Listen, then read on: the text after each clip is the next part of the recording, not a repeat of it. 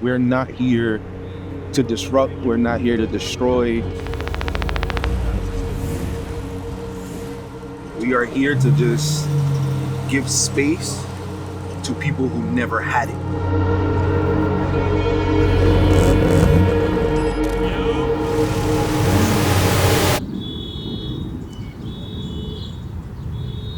Mic check, mic check.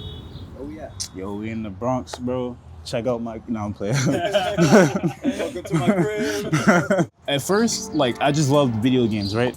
When GT5 hit, bro, we got leagues going, we got people teaching other people, and then you get a community, and I'm like, yo, this is simulating what I would want to do in real life, you know? I had went to Maryland, actually, for like a couple years, compared to like just stressing and dealing with shit that I was going through out there. I'm like, this is kind of nice. What's out there in Maryland, bro? I was staying with my pops, with my father for a little bit. It was just dark times, bro. I'm not gonna lie. Like, it was like abuse and all that for sure. Like, you know, I wasn't born looking like this or whatever. Like, it was like horrible times or whatever, but I'm still here, thankfully. But it was like spiritually breaking, psychologically breaking, just because a kid shouldn't have to worry about if he's gonna live the next day. The only way I could even like cope with that was the game.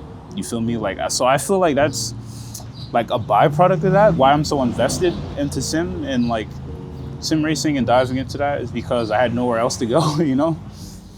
I always felt like that stuff that I liked was just in simulation. All my friends online, everything they're doing, I didn't think I would be capable or be involved in anything like that, right? So I'm just not worried about getting a license, not worried about nothing. But then after all of that, I met Stan, and he just fucking like, just saw my page and was like, yo, we have a meet in Brooklyn coming up. You're welcome to come through. And like, I just looked at the message. I had to really think about the name. And I'm like, Daikoku NYC. Daikoku NYC. I'm like, if this is what I think it is, this is about to be crazy. I went there, we showed up, you know, we're talking, and then I'm looking, I see an 8.6. Like, mind blown. I'm like, that's my favorite car, bro. And it's right here in Brooklyn.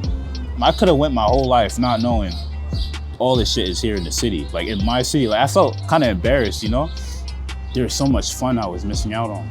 But seeing the vision Stan had, I could tell it was the same idea that we had in the sim. To be able to preserve JDM culture and protect what it stands for. And to make New York City like the Mecca, like a home, the same way as in Daikoku, PA. I was like, yo, anything I could do, like, let me know, bro. Like I'm all in, like, let me know.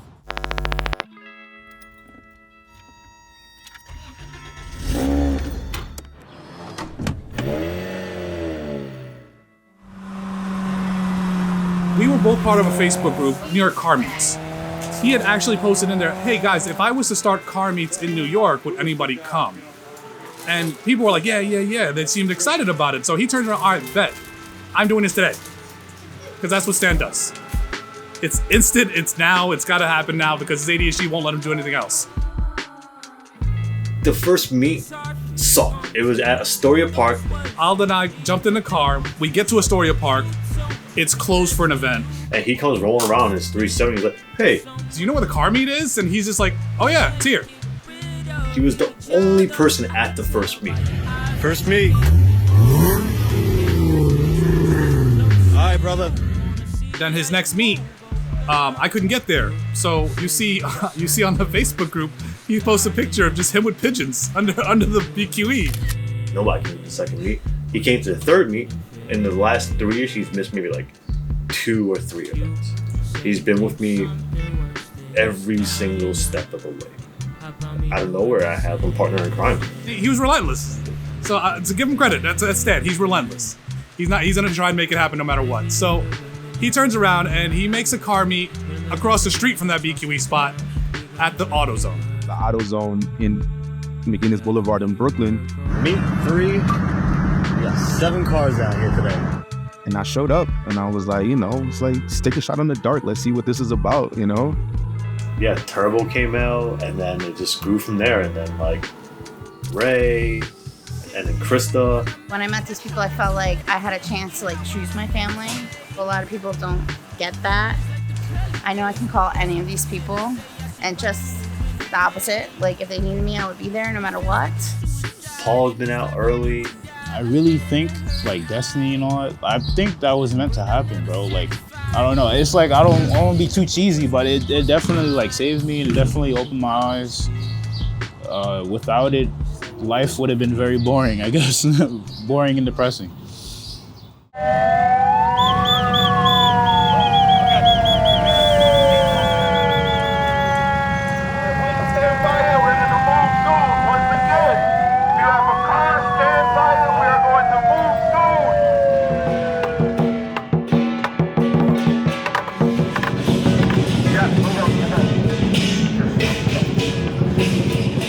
At a recent parade, there was a lady recording all the, the cars that were staging.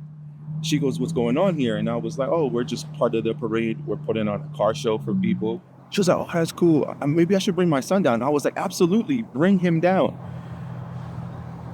Hour or so passed, she comes down, she's with her 2 nephews and her son. And like, that's what it's about. I spoke to the son, he was like, "Oh, this is cool. I've never seen these cars before. Like, what are these?" It was like, "Oh, well, that's a Skyline. That's a Supra." And I was, that's an MR2 and a Panda Wrap. He's like, "What's a Panda Wrap?" I was like, "Well, you should watch Initial D," and that, I think I created a car guy by mistake, but that's what it is. He wants to belong to something. He liked what he saw. He was like, "Oh, cool. I want to be part of this." The youth here, especially in New York City, they don't have the best outlook on life. I was one of those kids.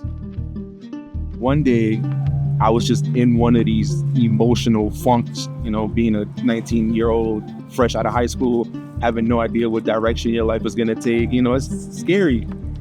And I was like, you know what? Let me go reach out to someone who knows me better than I know myself. Hit him up real quick. I was like, "Yo, Mr. T, do you have a couple of minutes? Maybe I can come talk to you."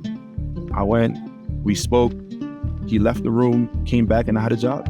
He's a dean. That's his day job. His day job is a dean at a high school. He's has that authoritative type of like personality to be able to do something like that. I didn't know what I was getting myself into, but I just take risks and see what happens, and I've been there ever since. 12 years now. So yeah, I bring a lot of that mentality to Daikoku NYC. I want to help the youth. I want to help kids. I want them to understand that your situation does not define who you are and where you're going. You define who you are and where you are going. Worst thing you could be told is no, but you've been told no your whole life. Why is it a problem now?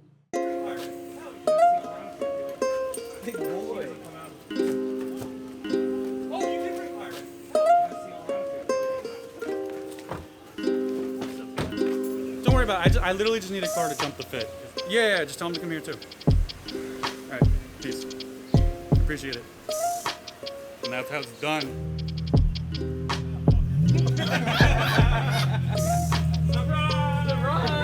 Happy birthday to you. Hallelujah. Happy birthday, dear son. Happy birthday to you. Even if it's just cars, it's not just cars. That's just the starter point.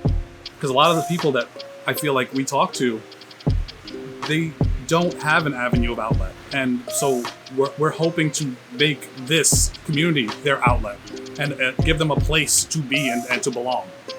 That's one of the things I'm most proud of that we do, because a lot of folks are lost. And I think a lot of people find Daikoku NYC when they're down. Family and obligations, whatever issues in their life, they're just looking for something. That's why I'm like, our decisions impact people. Whatever pains and stress I have in my life for these few hours, it can just be like almost transplanted to like this fantasy place that doesn't exist anywhere else in New York City. I feel like takeover culture and just Karmi culture are one and the same in a sense where people are just trying to belong to something. Anyone would get a thrill of a car doing donuts and is just spitting flames and, smoke. We all would get a thrill out of that. But don't do it at the cost of other people. Guys, be mindful of traffic, please be mindful of traffic. And that's what we want Daikoku to be. It was like, oh, let's go to Daikoku and be. I know there's cool things that are about to roll into. And I know it's going to be a chill time, and I know there isn't going to be any trouble. So let's go there. Come through. I wish more people knew like stuff like this happens, because they won't go to takeovers. They won't do other shit, you know? They would all be here. The regular populace, they look at all of us as if we're takeover kids. And it's not fair, it's not right, but I understand it.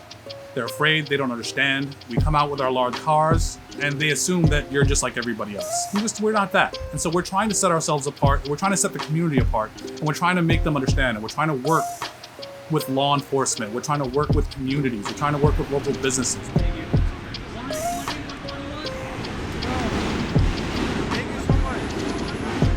Daikoku is a safe place.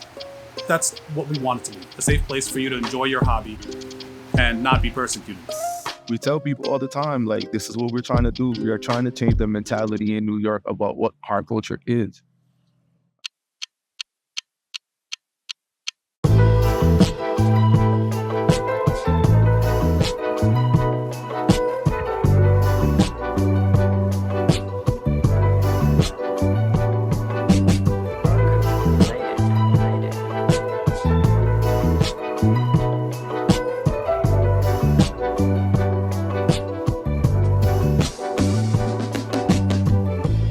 need to see the bad to really understand the good.